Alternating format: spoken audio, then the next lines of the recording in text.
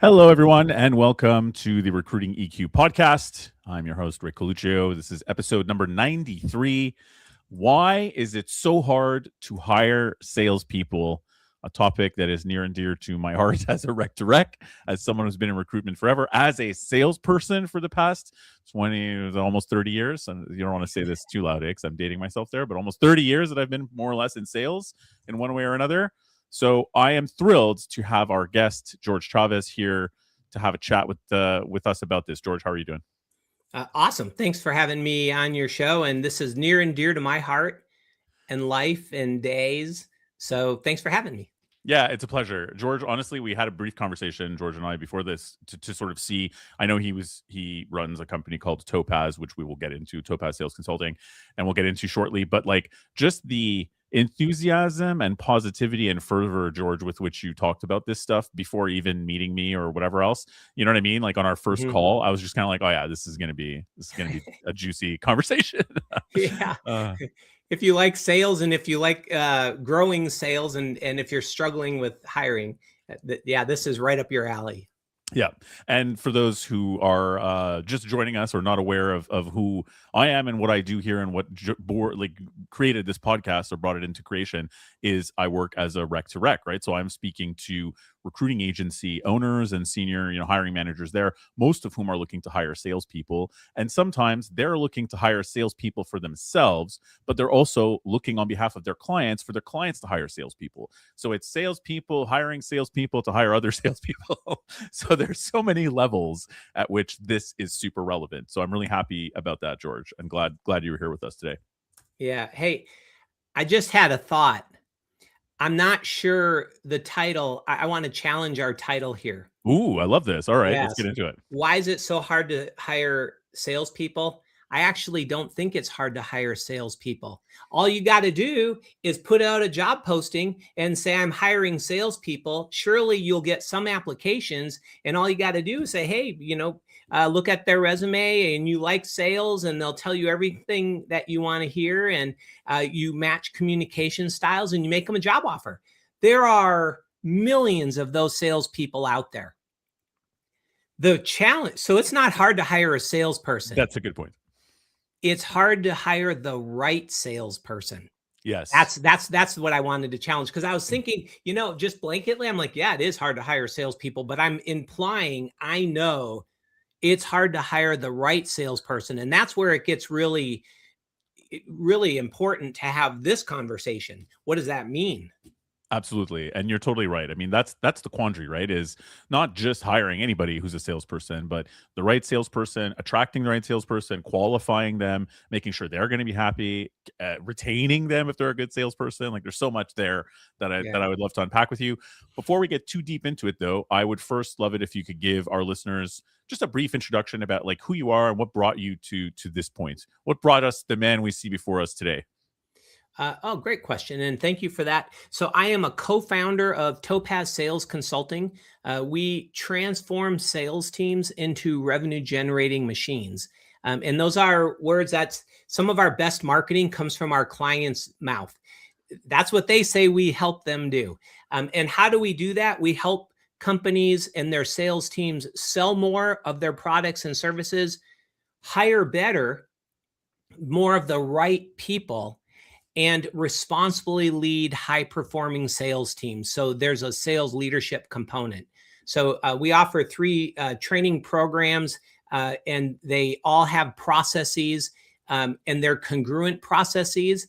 And you need to have systems and processes in sales to grow and scale.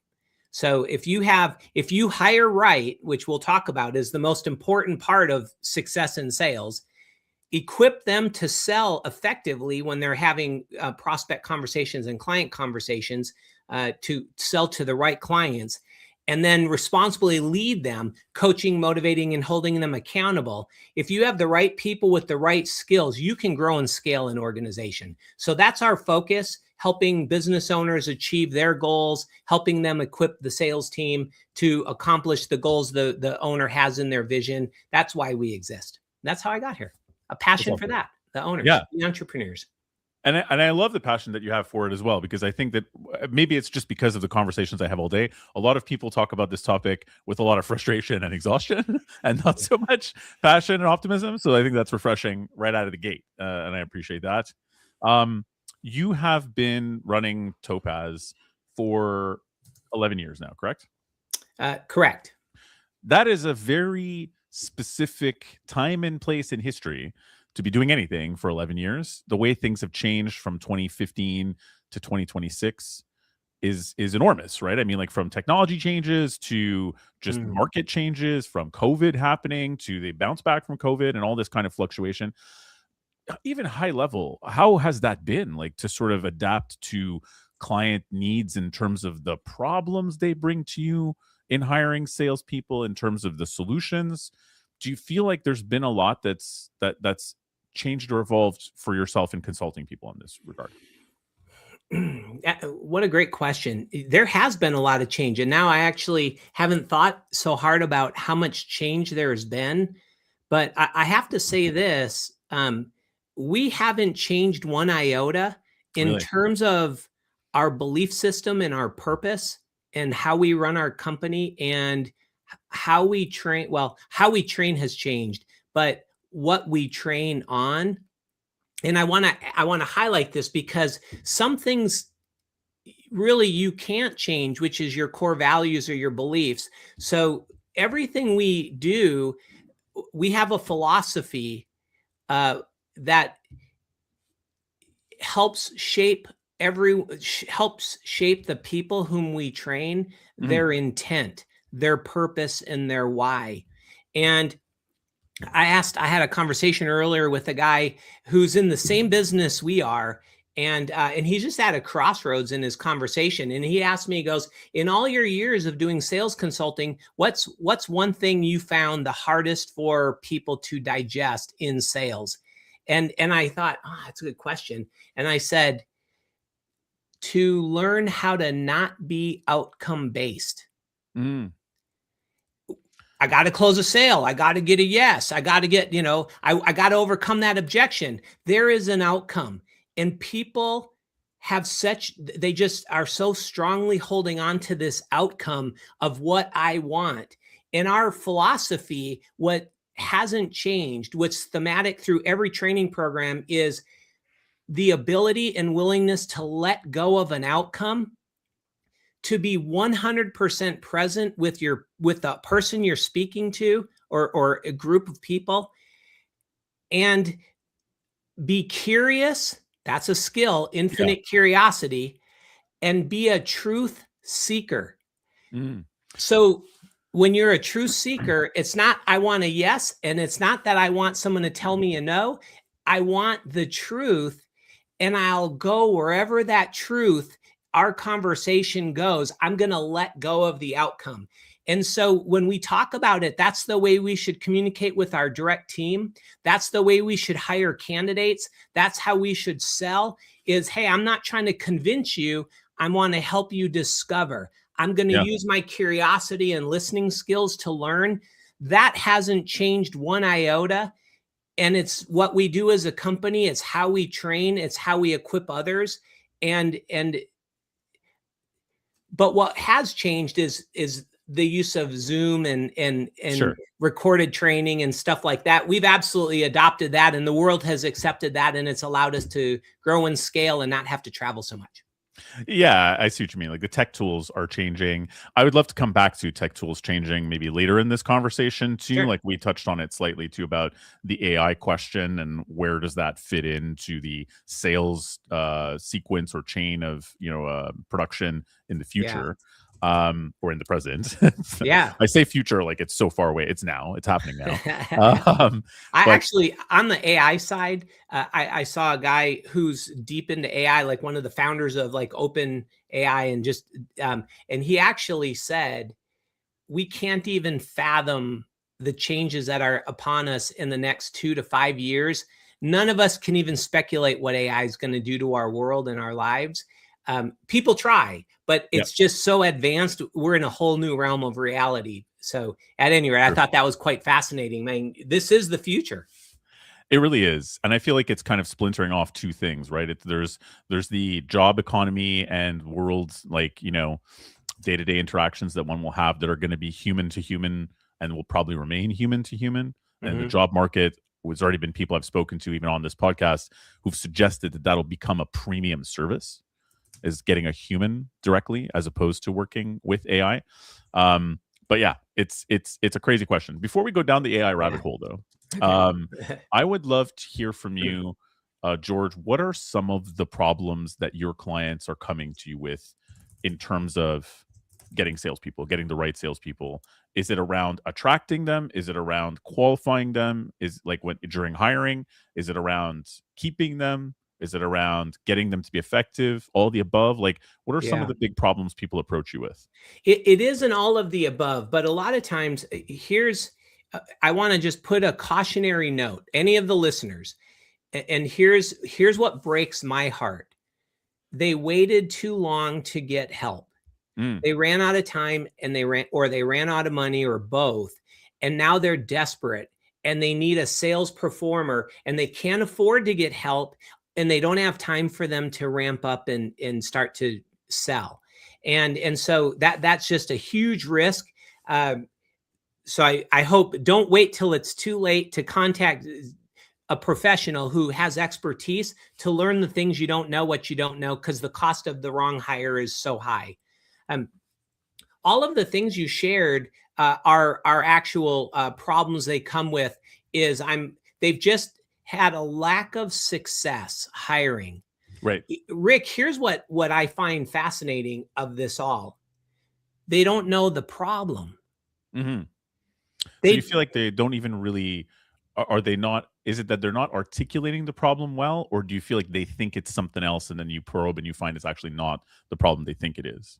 That's giving them too much credit. They don't know the problem. Right. Okay. Okay. They don't know that they don't know what they're looking for, Right. which should end up in a job description. They don't know where to post. They don't know what their goals and expectations are for that person, what they should do in year 1, year 2, year 3. They don't realize that they have an ineffective hiring process or no hiring process at all Hmm. that's tailored specifically for salespeople. Hey, Yeah. Rick, I'm curious. Do you believe you can use the same hiring process for that you use for any position in the company, warehouse manager, clerk, um, you know, uh, operations manager, and a sales or sales manager? Can you use that same hiring process and expect to hire a top performing salesperson or sales manager? What do you It's a think? great question. Absolutely not. I mean, we don't even ourselves, right? And the difference between like an entry level salesperson, an intermediate sales performer, and a sales leader who's supposed to be leading a team and getting other sales individuals up and running and whatever are very different interviews unto themselves. So I think you need multiple different interview questions, processes, and whatever. Within sales, you need multiple even. Yeah, uh, fair. I'd agree with sales. Salespeople generally, what makes them so difficult to interview is they're used to communicating and talking with others, and they're very good at telling us what we want to hear. Yeah. Or they wouldn't be salespeople, right? Like, I mean, that's just part of who they are. 100%. And so sometimes their best interview, they're good at convincing unsuspecting, ill-equipped owners or hiring managers that they're the person for the job, and they don't know how to screen that they're the person for the job. And so let me give a couple tips and examples of Please. what's a differentiated hiring process for salespeople. First of all, and this is feedback from our clients. Hey, I thought I was really good at hiring salespeople until I learned how to hire salespeople. And they would say, I would spend, this is their confession to me after post, now that they didn't know what they didn't know, which is one of the Right. gaps. I do 80% of the talking in the interviews. And when I'm talking, I'm usually sharing with them the great company, the great opportunity, what's possible, how much money they're going to make. And you know what that interview is producing or what they're not learning? About the candidate and their sales potential, which is should be what the screening process learns. What are you getting? And with Sure. salespeople, what's so important is and I'm going to share, this is super critical, but it's a skill. The hiring manager has to get their questions answered before answering the salesperson's questions. Mm-hmm. Uh, why do you think that's I was important? gonna say I'd love to hear more on that because I can see that it could be problematic the other way around. But please, If I tell you, Rick, if you are interviewing me and I'm like, Rick, hey man, we just need a high performer. We need somebody to go out there and get it, put in the hours, go build relationships. We need more logos. We need a hunter. So tell me more about your background and what you want to do. What are you going to I'm a tell me? logo hunter. I just get out there and do it. Yeah, exactly. Right. That's the danger. And salespeople, if they've been doing this for a while, they're going to be, oh yeah, I do that. I do that. And you know what? Here's another big problem in sales hiring versus any other role. It is the pain. You're right. I joyously love hiring and helping others learn, because when you're equipped and you know what you're looking for and you have the skills to screen for those things, you know more than the candidates know about themselves. You're in a position of power and True. confidence, and you can save time. So when you have that knowledge, it starts to get pretty fun. You got to trust me if you haven't ever done it. Well, you get it. But when you know what you're looking for. Yeah, in a lot of ways, I think, George, you and I swim in similar circles, but call it different things, right? But for me, as a BD account manager in rec to rec, I'm speaking to business owners and whatever else who are in agencies that want to hire salespeople, and trying to sort of let them know sometimes when, or be that person to do the first screening for them, to sort of try to make sure we're not duplicating these problems. Yes. So yes, I agree that people sometimes don't, even people who were salespeople themselves, once they leave that seat and they start to run their own company, it's easy to kind of forget, and like you're saying, get wrapped up in, oh my god, I need to hire this person super, like they're late in the game, right? So they're panicking and they do these panic hires, at the buzzer. And exactly what you're saying in the pain, they do panic hires. And so if we tell people what we're looking for before we learn what they've done, and there's actually, we have to go way past what they've done, which makes a hiring process for sales unique and important. But if we tell them, because we don't know, we need to get our questions answered first. We tell them, and then they tell us what we want to hear. We listen with happy ears. And the happy ears, and then we're in so much pain, we're like, hired. And we really didn't screen like we named the puppy.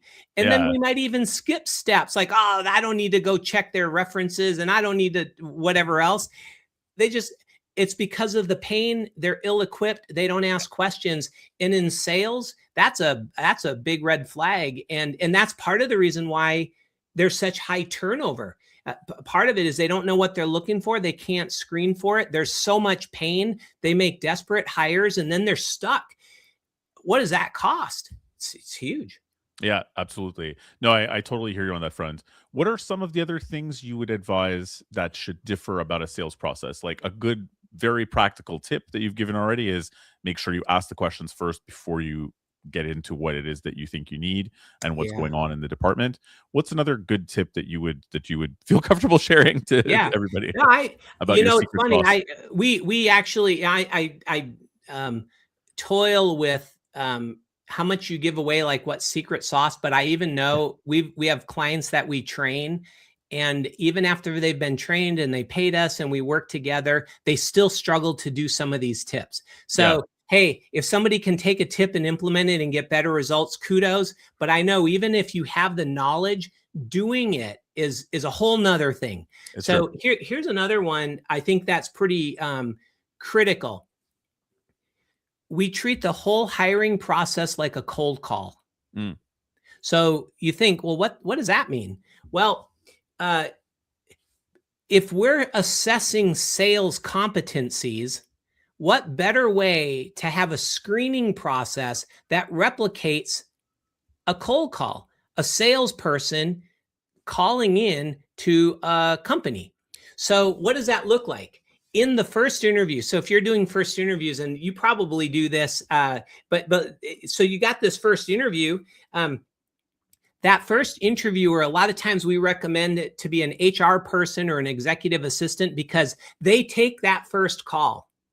And so they have a good read on what they're looking for. Yeah. And so let's say I say, hey, I'm calling you, and I'm like, this is the kind of the mindset of the approach. Hey, is Rick there? And they'll say, can I ask who's calling? I say, oh yeah, it's Jorge Chavez. Is he available? Is he expecting your call? No. He's not expecting my call. But is here's what I want to talk about. Is he have a few minutes? Right. So they're professional. They're guarded. Yes. It forces me to bond and rapport with them. It forces me to be curious, and they get to see how I respond to some resistance. Right. So you're Isn't that measuring what you want to learn? Yeah. That's a good point. You're putting them in a scenario without them knowing it. Exactly. And see, isn't that fun? The salespeople are so used to people treating them the way they hire all the others. They go to Chat GPT and they say, oh, what are the 10 questions I need to answer? They get all versed up. And then those same stupid, corny, inauthentic questions come out. They're not expecting it to be like a cold call. So in fact, Rick, here's an interesting thing. Do you think that companies compete for high performing salespeople? Like there's competition? Absolutely. Yeah. So a good question is, how does one company set themselves apart to be more attractive to top talent than another company? Yeah. Huge question. I would love your take on this. Your hiring process. So play this out for a minute. Top performers love a challenge. They don't want it to be easy. I've had people tell me how easy their other interviews were, and they were bored, almost like yawn. If you come in with the hiring process that puts them in the hot seat early, and actually the feedback we get from candidates, our own, and then also when we help others, is I couldn't really tell where I stood. It was hard for me to get a read. And man, that's really tough, because isn't that the way it is in the world? Did you connect? Did you build trust? And it's like, oh, so it requires real skill to do that. So, so when you do that, top performers love a challenge. They're going to eat it up, and they're going to be challenged, tested, their ability, and that's going to draw them to you. They're going to want more. But if it's easy and a lay down, they're thinking, what kind of company? I could do this in my sleep. They can work anywhere and sell anywhere. Why would they pick your company? The top performers want a challenge, a process that replicates like a cold call that puts them in the hot seat where they don't get a good read, and it forces them to use sales skills, makes you more desirable. Yep. That's a great point. That's a great point. And I've seen that to an extent as well, even though I'm not advising people to do this, obviously, in my job. The ones who are like rougher up front a little bit and have more in-depth questions, complex questions, and really, really get into it with them tend to be the ones who stand out, right? Like, you're totally right. That's a really good point. It is. And yeah, there's a couple other things I could share, but I don't know if you have another question. No, go for it. You know what? Let's give us another tip and trick here that could help people sort of start thinking about their process differently. Okay, this is a huge one. And some people, I even had a conversation recently where we talked about a behavioral based interview, and they go, "Oh yeah, we do that," but it wasn't the same definition of behavioral based. So an interview, it's important to find out what someone has done. Tell me a little bit more about your background and your experiences and where you sold and what kind of clients and how you build your pipeline and all that kind of stuff. And so what have you done? That's important to learn. It's also a myth to think that past success equals future success. Things can change in people. Their passion or desire may drop. They may not want to work the 60 or 70 hour weeks to be so successful, and they're looking for a place to kick back. So we can't just look at the past success, but it is good information. And top performers tend to stay top performers. It's hard to be mediocre when you're a high performer. Yeah. So when you've tasted success, what have you done? Yes. What have you done is a good question. Another interview should include, what would you do? So now, and this is what this other guy I was talking to, this was behavioral based for him. It's like, what would you do? So I'll often ask, pose real world challenges going on in your business and see how they think on their feet, Mhm. and ask, what would you do? And kind of get a read at how they think, what they believe, what their skills are, how they respond and interact. So you're kind of get, what would you do? Um, and by the way, I'm going to say a lot of times when you ask people, well, how do you sell? How did you learn how to sell? What's your process? Oh, I'm consultative based. I ask a lot of questions. I listen. I'm a solution salesperson. And you're like, oh man, that's exactly what we need. Right. Well, here's the third one. So there's, what have you done? What would you do? The third part, and I would call this behavioral based, show me. What Yeah. do you do? And I would ask you, set up an opportunity for them to sell something. Now you've heard the, hey, sell me this pen. Okay. Well, and that can you can pull it off if you're really skilled, but more often than not, you want to do something a little more relevant. It's hard to discern someone's sales skills if you're not fully equipped from selling a pen, even though it's a transferable skill. Selling, you can sell anything if you're good, if you have the skills, but have something relevant where you give them an opportunity to really role play out a sales call for some period of time. You would be amazed at the gap between what somebody says they do and what they actually do. And for us, many of our folks will realize when they get to the place where they're thinking, I love what I learned now that I saw how they sell. I'm learning what I'm getting before I get married to them, and hire them. When they don't hire someone they would have hired otherwise is where the big savings and the big ROI comes in. All that investment to set up this structured interview process that we're talking about, it does take time, no question about it. But it absolutely eliminates the majority of the risk of making the bad hire, increases the likelihood of making the right hire, which takes time, commitment, practice, execution. And so when you can actually see what they do, the gaps are huge. Yep, for sure. And that would be another tip. I would absolutely recommend someone does it. I'd love to dig in on that a little bit too, George, because I have a couple of clients of my own who do role plays, but they do them differently, right? Like the different clients do the role play differently and are looking for different things. And I feel like, I have found, first of all, that sales candidates nowadays who are maybe in the like 5-6 year experience range or lower, meaning that who started during COVID or later, they get really angry when they're asked to do a role play. They get super stressed and angry. Do you find that as well? That it's like, I don't know why, because you're a salesperson, you should be prepared to do this. But I feel like they get anxious and angry and they're like, they ask me to do a role play, or like I'll warn them, hey, so you're gonna do a role play on this next phase of the interview process. And they'll be like, oh, you know what? I don't think that's a good fit for me as a company. I think I'm gonna pull myself out of the process. This is a thing that's happened. I'm like, you're gonna pull yourself out of the process because they want to do a role, and I'm warning you about the role play ahead of time. That's how much you hate role plays. And they're like, yeah, they should just be able to sort of see my past successes and hire me based on that. How do you feel about the reluctance, first of all, to the role play? Is that just a massive red flag and it's like, okay, cool, then don't do it because you probably are hiding something? How do you feel about it? We celebrate. Yeah, they just saved us some time. Yeah, there you go. An effective process actually. So top performers they recognize. I'm going to not complete that sentence. So how do you get better at sales? It's a great question. If you play soccer or you play a musical instrument, how do you get good at it? Practice. How do you get good at sales? Same thing, I guess. When do you get practice? That's what role plays are all about. It's as close to real world as we get. Top performers know the only way to get better is by practicing. Role practices, they recognize that's how they got as good as they are. And great leaders, great managers, and owners they do practice. They do role practices all the time. And I get the discomfort. Feedback we get, because when we get into our advanced training, we after they learn the foundational, like the philosophy and the process, then now you get time to practice. We do role plays like that.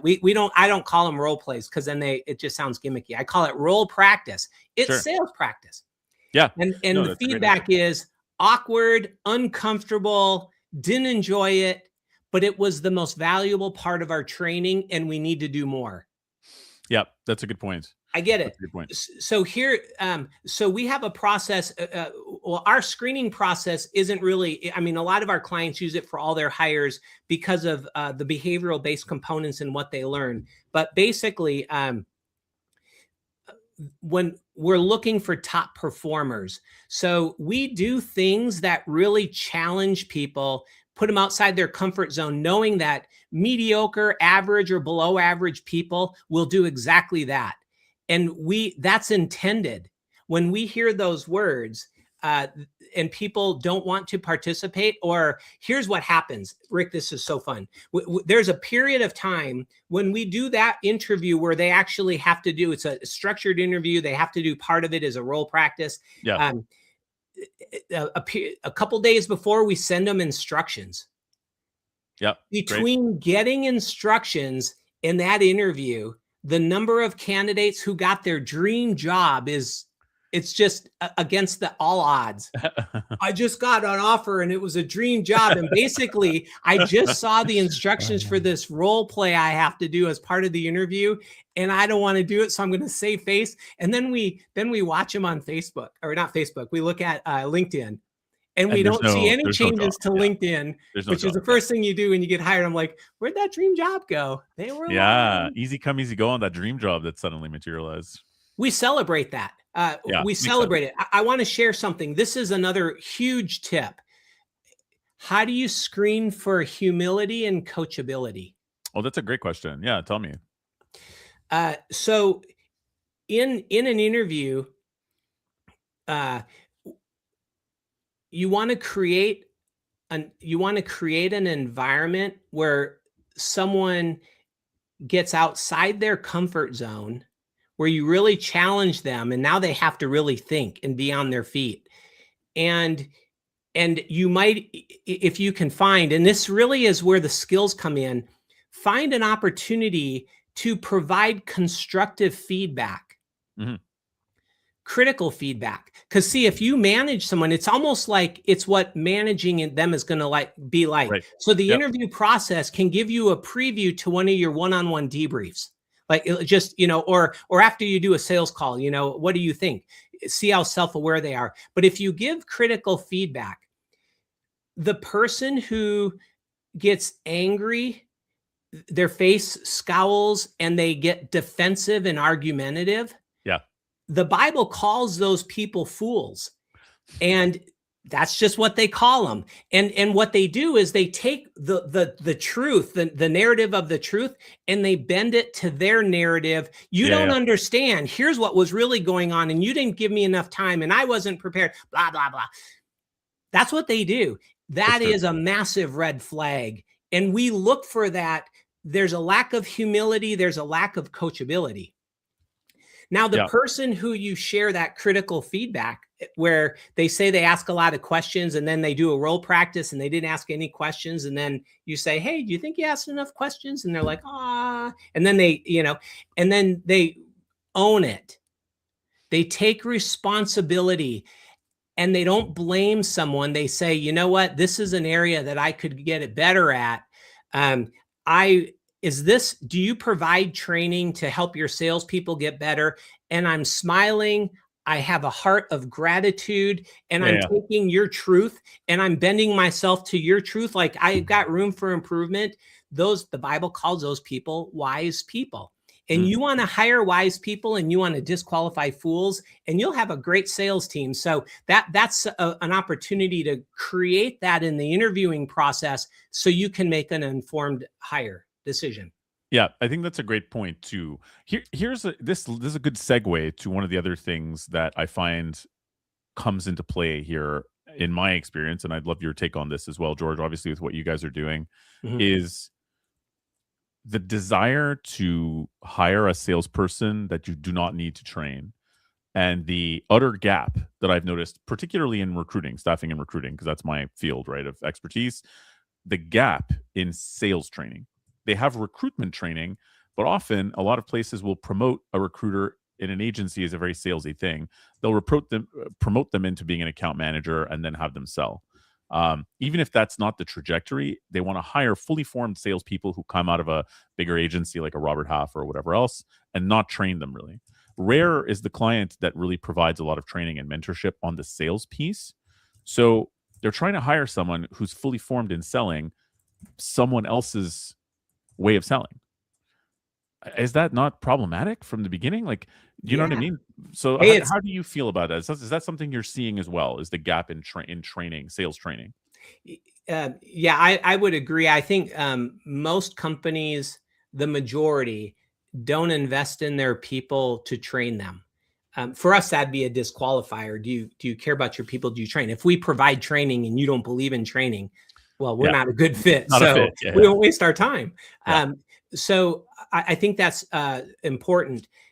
Can you imagine if you had a basketball team and you hired and brought on a bunch of basketball players that all had a different playbook, that all had a different belief system about how they were trained to play basketball, and you tried to get them to move as a cohesive unit? Can you imagine how difficult it would be to win ball games? Yeah, Right? exactly, If right? you don't have one system, and we would say it this way, if you don't have one sales philosophy, one process, a common language, it's a nightmare managing them, right? And every company does do it differently. So there's certainly, every company has different processes they need to follow, maybe different CRMs they use, different terminology of sales stages. There is absolutely a learning component, and it's, if you're not going to train your people, don't hire them. It's like having children. If you're not going to raise your children and parent them and Right. equip them to be productive citizens and good decision makers, don't have children. Don't hire salespeople if you're not going to train them and responsibly lead them, because they're going to flounder, and you might get lucky, but the odds are you won't. And you're going to Yeah. lose a lot of money and time. It's going to be frustrating. That's a really good point, and I guess that sort of is the second piece of what you guys offer, right? Is it's like, okay, not only is it about the process of hiring, but once you've hired a salesperson, you'd mentioned about setting them up for success. What does that look like, and what are maybe some of the problems people have either come to you with or that you've been able to diagnose that are popular out there in not setting up this new salesperson for success? Uh, um, yeah, no matter who you hire, they're going to have gaps in what they do or can do and what you need them to do. It's just going to be a fact. An effective hiring process helps you get to the truth, the reality of what those gaps are. You want to know what you're getting, Yeah. but there's going to be gaps. You have to have an onboarding plan that closes the gaps. If one of the gaps is someone's selling effectiveness, then there should be a plan to train them up. If no one on the team has the skills to train salespeople, then get outside help. Mhm. Hire a company, whether it's Topaz or someone, get outside help to get training. Um, so, so that's just an important reality. They're going to have gaps. Learn them before you hire. Make sure that they're closable, and in your onboarding, know you got to close those gaps, whatever it might be. And as far as it relates to a whole team, as a manager, when you start thinking about it goes back to the basketball team. If they all have a different playbook, the alignment you get, the efficiency gain, the productivity gain, the increase in sales, when you have one philosophy, one process, a common language, the sales language that's followed by all, as a manager and as a team, when you talk about, I'm going to use the term ground rules. Mm. That's when you are meeting with somebody, and early in the conversation, you state your intent for the conversation. We Right. call those ground rules, and it's an Good term agreement. for it. Yeah. Hey, I'm here just to learn. I want to understand what's going on. We help a lot of people like you, but we know we're not a fit for everyone. Right. So I got to ask you some questions. Hey, by the way, please be completely honest and transparent with me. I'll do the same.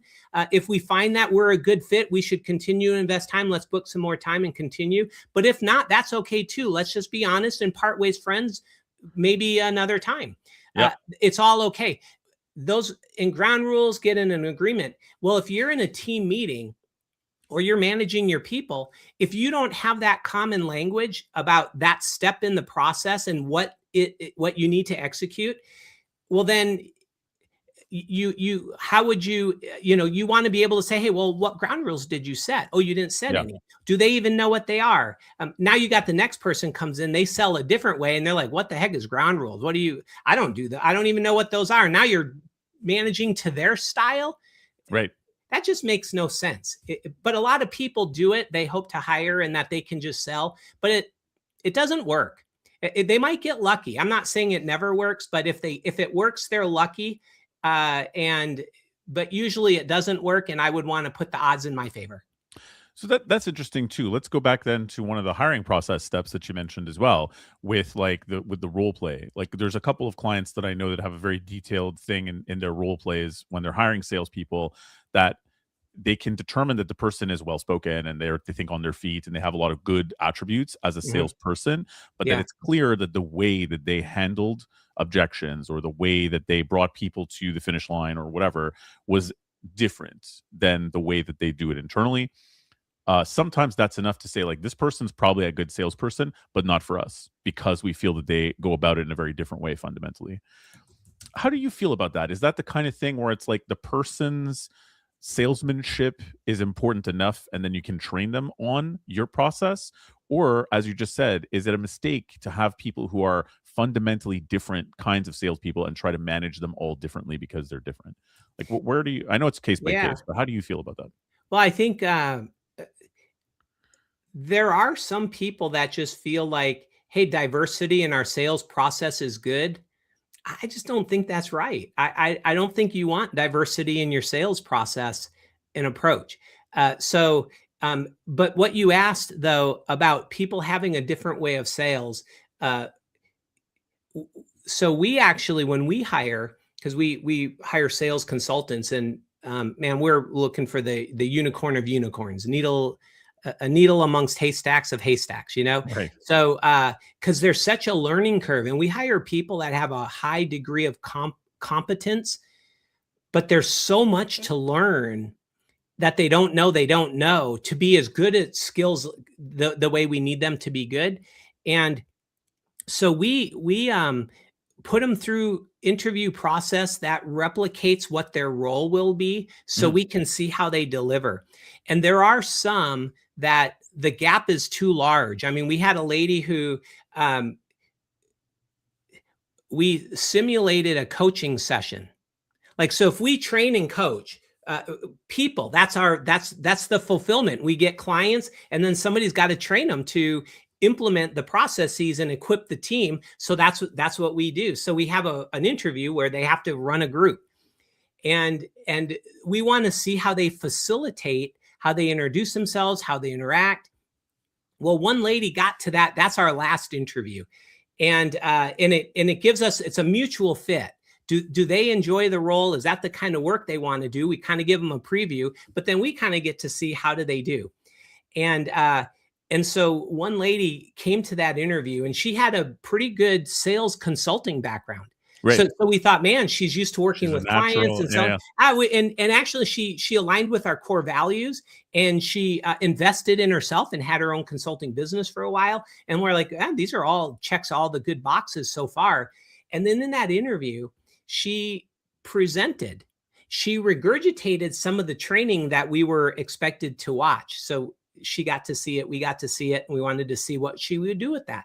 She decided to present on information we already saw. Right. And that's not what we do. And so when she started, she said, well, I got a presentation here. And I'm like, you sure you want to do that? Okay, now did she connect the dots? I've had that conversation before. Somebody brought in a presentation, and the first thing they say is, I don't feel really comfortable doing this presentation right now. And I'd say, well, why are you doing it? Well, here's why I was thinking. And I go, well, what would you do in a real world scenario? Said, I would never present this. I go, well, then don't present it. And then they just didn't present it at all. All that preparation went right out the window, and they behaved naturally and did what we wanted, what we thought would be good. Well, this lady, she did the presentation, and through the process and even post, we started challenging her approach and sharing some critical feedback to see if she could pick up on the concerns we were having to see how self-aware and how fast she was learning. Yeah. When we Reading the learn room kind through of the thing. hiring process that they can connect with the critical feedback, critical means it's probably going to be a challenge and it's contrary to what they believe they're doing. Yeah. And can they accept it and receive it? When they show that they can, we then think we can invest and train them because we're a training company. We can certainly train. The question is, are they the right person we believe we could have success with? Will they learn it fast enough? Can they adopt it and change? And so that's what I would say is in the interviewing process, find people that you believe you can invest in and get results. Have the hiring process identify the gaps, but also see their humility, their coachability, their willingness to learn. And if you have somebody who's willing to do that, gosh, isn't that the holy grail? Wouldn't we all want people with a passion of learning and super coachable and super committed? Yeah, for Yeah, sure. give me And it's those rare. people. We can train them up. 100%. 100%. Yeah, there's something that's come up a couple of times in the examples that you're saying, George, which I find very interesting too, which is that they aligned with your core values and determining if someone aligns with core values. Often, and maybe you tell me if I'm nuts on this, but I feel like a lot of companies use the same exact buzzwords for their core values, and it doesn't paint a great picture of the nuance of what makes them their core values versus their competitor. Like Yeah. integrity. We're looking for some integrity, curiosity, resilience, intelligence, a desire to learn, and they all use the same, like variants of that. Is part of your process with these people trying to find out in a differentiated way what the core values are that people need to align to successfully determine that? Or like, what's that process like when you're coaching your clients? Um, Coaching clients on core values. Well, I'll say this. This is how important core values are. I don't care how good they are in sales. If they don't align with your core values, it's a no-go. It's Right. a non-negotiable.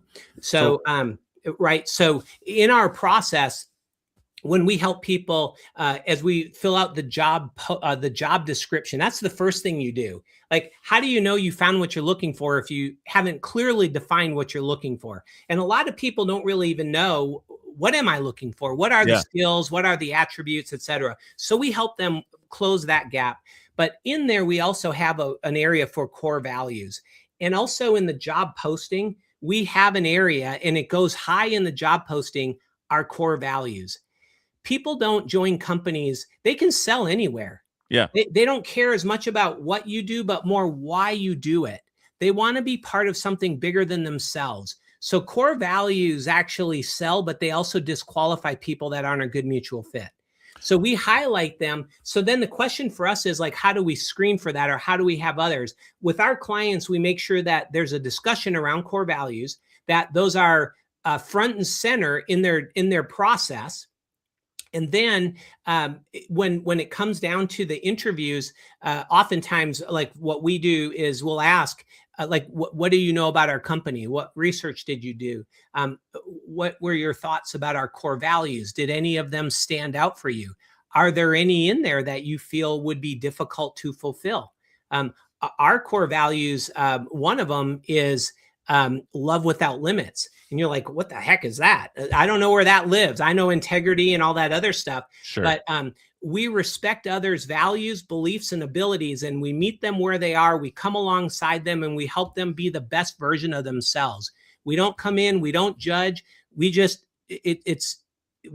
care about them, and we respect them, and we truly want to come alongside them. We're not above them, we're not Yeah. below them. We come alongside them and provide them the tools they need to get to the next level. If you don't care Right. about others and you're in it for yourself, you're not a good culture fit for us. No, but I see what you're saying. Now I Yeah. see what you're saying. That's a specific example where some salespeople who are a little bit more on the gritty side of things, or a little bit more on the money motivated side of things, might see a core value like love without limits and no judgments and all this stuff, and think, yeah, this is too, like, hippy dippy for me. I like a place that's a little bit more hardcore. Or vice versa. Someone might be like, oh my God, I've been waiting my whole life to see someone say something like this on their Yes. core values, right? And go like, that's me. I don't want to be in that hardcore sales environment. So I see what you mean. It has to be specific enough to the idiosyncratic identity of what makes the people at the top humans, like what their Yeah. humanity is a little bit, Yeah. and it might alienate some people, but that's, I think, great, right? Because then you attract the people who are going to be like, ooh, that really stood out to me, instead of only just saying integrity. Like Yes. everybody says integrity. Who doesn't Yeah. want to have integrity as their core value? Like, you're not going to advertise that. Rick, you're spot on. A lot of I'm in circles with business owners. I'm on a CEO peer advisory board and have been for over 10 years. Where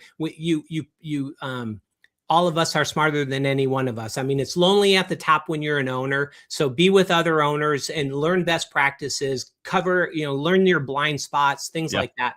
And one of the things we do is focus on what are our core values. What do we stand for? What do we believe? Like, that just doesn't magically happen. We don't wake up and say, oh, this is what we do. Yeah. We have to develop it and formulate it and really challenge it and say, what is it we believe? But it does exactly what you said. But let's go back to our screening process and good mutual fit. We want people to read them and either go all in saying, and we have people say that, like, hey, I didn't think that having that belief system was possible in business. I Yeah. didn't think faith and business could coexist, and it's like, well, we believe what treating others humanly is written on your heart. I think this Yeah. is the way we're wired. We're just saying that's will make you better in sales. We help people do the things to build trust. What's on your heart and what you believe and how you care has a massive influence on trust. And hey, newsflash, people buy from people they trust. Those are really great sales attributes Yeah. if you're trying to That's true. sell. So we have our very clearly defined core values, and we try to vet from people what they align with. And we also have one that says honest about everything. We have open, honest, transparent conversations, and we seek the truth. Right. We're not outcome based. That's so radical and so hard in today's world. But that's a core value, and people can love it. Or if they're manipulative and they think they're smarter than everyone else and they want to get what they want to get, you're not a fit for us. And I hope they don't apply. Yeah, no, I hear you. In the circles that I'm in rec to rec, we do things very much that way. And I'm not saying that we're not outcome based at all, but that it's not the guiding principle. And it's because it's a small world, right? In rec to rec of recruiting people. If we started and we're peers, right? If you're recruiting your peers and selling to your peers who are also salespeople, and you start, they'll know right away if you're trying to close them on something. They'll know right away, right? So and they'll tell everybody else, oh, these guys just want to, you know what I mean? Like, it's almost the only PR you need for yourself is to be like, yeah, I talked to these guys and I got a lot out of it, and they didn't even try to force me to do something that I didn't want to do for their own gain, right?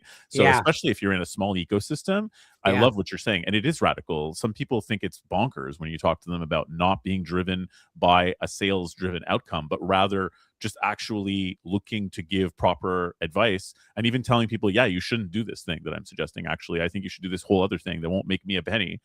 But man, the residual benefit in a small ecosystem when you can do that and give people good advice that doesn't benefit you is huge from a sales perspective. No question about it. And hey, I can't turn off my coaching ear. You said not being outcome based, like you're there, you're close, but not always, or you're working on it.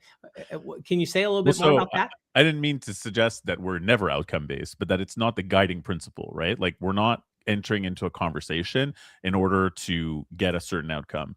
The question is to get to know the person, like from a recruiting standpoint, get to know the person, understand who they are, what their motivations are, where they're at, what the problems are, and is there a problem that we can help them solve? And is there a problem we know someone else that can help them solve that's not us? As opposed to just coming in with an agenda of being like, I want to put this person in this seat kind of thing. Yeah. Is there ever a time you are outcome based?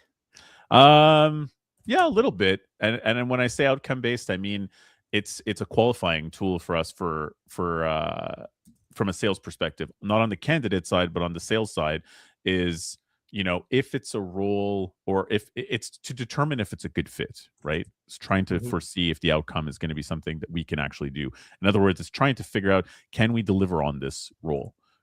That's an outcome based thing in my mind. So in other words, I wouldn't just take a job that we couldn't fill. right? Like we want to make sure we can actually fill Okay. the job for the person. That's maybe Yeah. not the same thing you mean, but that's what Yeah. in my Yeah. head, I'm like, from a sales perspective, we're never Yeah. gonna say, hey, yeah, we'll take this job and fill it if we don't truly believe we're gonna give them the Yeah. outcome they need and find that person. Yeah, I'm tracking with you. So if you don't believe you can have a win-win outcome, it's not good business. I So a 100%. win-win outcome is an outcome. I guess there you could put it in a That's what I qualifier was there. thinking. Yeah, yeah. I Yeah, don't know. yeah. Maybe we're Okay. defining it a bit differently, but that's basically what I mean. That's fair. Okay. Because if this would actually be like in a training session we would Yeah. have, and somebody, this one guy, asked the question. We were talking about, hey, a competent salesperson tries to get a prospect to say, yes, let's have lunch, let's play golf. Yes, let's have lunch, send me a proposal, or no. And and of course, most people pick something other than no. Yeah. And so we started talking about no, if no is an okay answer. And then so I asked this guy, I says, hey, so you married? And he goes, oh yeah, 5 years. And I go, great. What's her name? And he gave me her name. And then I said, did you propose to her? And he goes, yeah, I did. I proposed. And I said, let me ask you this question. What would be the best answer when you proposed? A yes, a no, or the truth? And he's like, well, a yes, of course. And I Uh-oh. said, I go, okay, well, it just means I have a little bit more work with this guy. So I went to someone else, asked him the same question. He's married longer, and I go, what would you say? And he goes, a no. And I go, I'm not a no. I'm sorry. He said the truth. Oh, the And I truth. go, Yes. oh, okay. He goes, yeah, I would absolutely want to know the truth. And then I went back to the other guy. I go, hey, what if you found out your wife was in love with another man? And you already had the wedding shower and the Yes. Yeah. gifts, and now she's afraid to pull out. Would you really want a yes, or would you want the truth? Can you handle the truth? And the whole point of it was being a truth seeker and not being tied to an outcome. Yeah. 100%. Hey, maybe the guy screwed up and they need to work through a couple issues and then get married. Like, wouldn't you want to know the truth? Absolutely. And this is so deep. And so not being outcome based, it's like, if there's anything there, I always try to go for what's holding you on, because it only makes sense. Like, we should never tie to an outcome. We should always be looking for the truth. So I always try to find the issue. I love that analogy, George, because it does really ring true. I don't think anybody's going to listen to that analogy and be like, "Oh yeah, I've heard that, and now I don't want the truth." But it is true in sales, though. It is true that there's a lot of different layers at which that speaks to the process, right? Like people are, you don't want to get married to the wrong client and work with the wrong client for X amount of time and spend all this time when it isn't really going to be a win-win for yourself and the company as well, right? Right. So Yeah. even being able to walk away from business to going in thinking that you're going to get this business is, to your point, going in wanting a yes and not Yeah. necessarily qualifying them properly to see like, yeah, is it aligned, and having the sort of courage Yeah. and center of self to be able to say, yeah, you guys seem great, but we're actually just not a fit. Best of luck to you. Here, I'll refer you to these other guys who might be a fit or something like that, and move on to the next one. It's really hard to do, especially in a tough market where Yeah. people are being hounded for numbers. But Yeah. I think that's a great analogy to sort of cement why it can be a big deal. It can be. Hey, along that line, so there's a guy, he went through a year of training, and we talked about the power of getting to the truth and recognizing the power of no. It's a wonderful answer when you understand it, saves time, eliminates assumptions and all that. And he said, hey, George, I got to tell you, man, I get it. I get where you're coming from. I get the no, I'm not afraid of it. And he goes, but I got to tell you, if I'm in the heat of the moment and I feel the deal slipping away, I'm going for the yes. And I'm like, oh, I'm thinking, oh, I called him by his name. I said, this is what I'm up against. I have a battle of sales philosophies out there. Yeah. There's going for the yes, and then there's going for the no, which is for us going for the truth. And so I said, hey, you got to humor me. Help me out, man. I said, this is a challenge. I have to meet people where they are. And so many people believe that. And you were honest with me enough to tell me that. Yeah, which is even good. after a year of working with me, I get it. So we did an exercise. We wrote down all of the benefits of trying to get someone to tell us yes. Did I lose you? Oh, I think you did briefly, but I'm back now. We're Okay. good. Yay, We're internet. back. So we wrote down all the benefits of trying to get a yes. And then we wrote down conversely, what are all the risks of getting a yes, maybe, selling services to the wrong client, or unprofitable business. And as long as you believe the benefits of getting a yes outweigh the risks, you're going to go for a yes. Yeah, I Are completely you agree. tracking with me? I am tracking with you, and I think that Okay. that's a very. Are you still hearing me, Yeah, I or can hear you. has the The internet video is a gone? little Okay, jaggy, good. but the audio is sounding good. On the flip I side, know. I though, actually then, just switched something. oh, I see. On the flip side, though, I just I want to just add switched this something last there. point. Once you realize the risks of selling to the wrong person are greater than the benefits of just trying to get a yes, that's what's going to change your sales philosophy view. And that's really at the heart of it, but very fun. No, I think that that's a really good point, and I think that that's an excellent illustration of how it can be really hard to walk away from business. Those Yeah. sales instincts, and even like you say about sales philosophy, sales ideology, the core of the person, what is motivating them as a salesperson? And often, I feel like it's FOMO, like you're Yes. saying, like fear of missing out, fear of being like, oh, this was money and I'm not going to get it. Like, does that mean I'm a bad salesperson? Am I not a closer? Like, just the spiral that happens when you feel a deal happening and you see it go away. And if your Yeah. guiding principle is FOMO, then you're gonna make a lot of moves that might not be the right moves, right? Like if Yeah. that not just the always going for a yes, but the fear of a no too. You know what I mean? Which are I think Yeah. different core mechanics in a person. I think you're right. One of the first things is you have to understand the power of the word no in sales and recognize it's a wonderful answer and change your view of that. And I know anyone listening to this probably thinks we're smoking something over here and that we don't have it all together. We're That's bonkers. okay.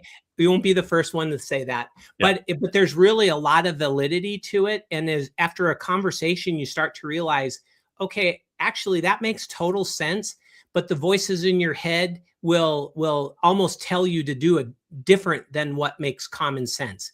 And that's the behavioral change that we seek. Like when we train people, we spend more time working through their self-talk and their belief system. Processes are easy to train, skills are easy to train, beliefs are more difficult, and we spend a lot of time on those. Once those are correct, executing the other stuff is much easier. Asking Yeah. questions is much easier when you have the right intent.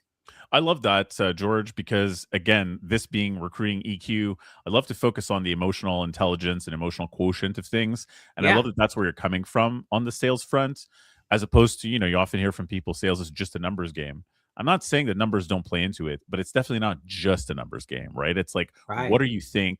How are you approaching this? Who are you when you show up to these? And I love that you've brought that to the table here today. I know we're kind of over time, so Oh I'm boy. gonna Okay. Hey, I didn't like, even realize we are having too much fun. it flew by. Time flies when you're having fun. And obviously, George, I love your passion you're bringing to this. I'm also really into this stuff too. So we could have probably gone Joe Rogan style and done like a 4 hour, but sadly, that's not the show. We have But yeah. thank you for being here. Everybody, if you are listening and you are interested in looking into this kind of transformative, EQ driven sort of sales training and coaching and all that, reach out to George. George, your LinkedIn is on here. Where else can they reach out to you? What's your ideal way for them to get in touch with you? Absolutely. Our website, topazsalesconsulting.com, has a wealth of resources, lots of videos, lots of tips, things like this. And to your point, yeah, it's selling, it's hiring, it's responsibly leading high performing teams. And Rick, you provide. We have complementary services. We do. We focus on helping people make the right hire. But in terms of finding great candidates, man, that's a lot of work. Finding people that may not be looking, cultivating that relationship, piquing their curiosity, and doing some of that vetting absolutely helps people make better hires. So I encourage people to look to you to find people that are hard to find, especially if it's a tough position or there's a short turnaround time. Invaluable investment. So thank you for your time and putting me on. Thanks, George. I appreciate the plug. And yes, we are complimentary services. So if anybody wants to hire both of us, you're probably the wisest person listening right now. Hey, just give us a call. Go on our contact page, request a conversation, and we'll set up time with our consultants, and we'll figure out if there's an opportunity to help you. Awesome. Thanks very much, everybody. This has been Recruiting EQ, and hope to see you all on the next episode. Thank you.